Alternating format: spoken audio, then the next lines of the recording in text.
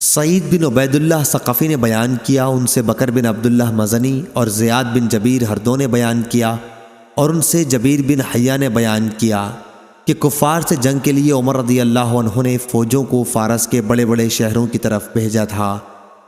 جب لشکر قادسیہ پہنچا اور لڑائی کا نتیجہ مسلمانوں کے حق میں نکلا تو ہرمزان شوستر کا حاکم اسلام لے آیا۔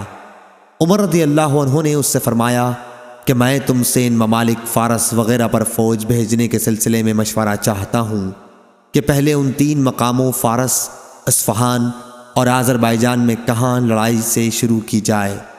اس نے کہا جی ہاں، اس ملک کی مثال اور اس میں رہنے والے اسلام دشمن باشندوں کی مثال ایک پرندے جیسی ہے جس کا سر ہے اور 2 بازو ہیں۔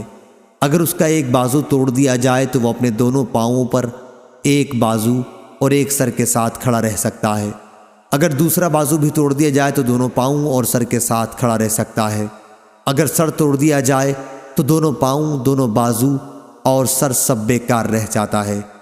پس سر تو کسرا ہے تو ایک بازو قیصر ہے اور دوسرا فارس، اس لیے آپ مسلمانوں کو حکم دے دیں کہ پہلے وہ کسرا پر حملہ کریں۔ اور بکر بن عبداللہ اور زیاد بن جبیر دونوں نے بیان کیا کہ ان سے جبیر بن حیہ نے بیان کیا کہ ہمیں حضرت عمر رضی اللہ عنہ نے جہاد کے لیے بلایا اور نعمان بن مقرن رضی اللہ عنہ کو ہمارا امیر مقرر کیا۔ جب ہم دشمن کی سرزمین نہاوند کے قریب پہنچے تو کسرا کا ایک افسر 40,000 کا لشکر ساتھ لیے ہوئے ہمارے مقابلے کے لیے بڑھا۔ پھر ایک ترجمان نے آ کر کہا کہ تم میں سے کوئی ایک شخص معاملات پر گفتگو کرے۔ مغیرہ بن شعبہ رضی اللہ عنہ نے مسلمانوں کی نمائندگی کی اور فرمایا کہ جو تمہارے مطالبات ہوں انہیں بیان کرو۔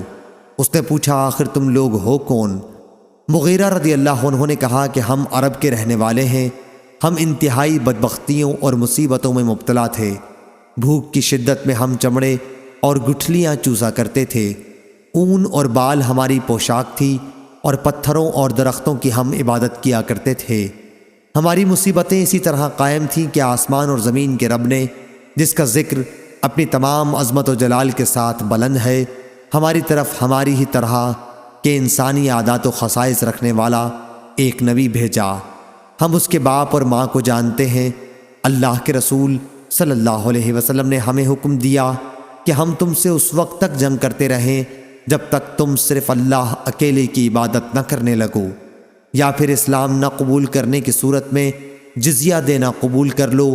اور ہمارے نبی کریم صلی اللہ علیہ وسلم نے ہمیں اپنے رب کا یہ پیغام بھی پہنچایا ہے کہ اسلام کے لیے لڑتے ہوئے جہاد میں ہمارا جو آدمی بھی قتل کیا جائے گا وہ ایسی جنت میں جائے گا جو اس نے کبھی نہیں دیکھی، اور جو لوگ ہم میں سے زندہ باقی رہ جائیں گے وہ فتح حاصل کر کے تم پر حاکم بن سکیں گے۔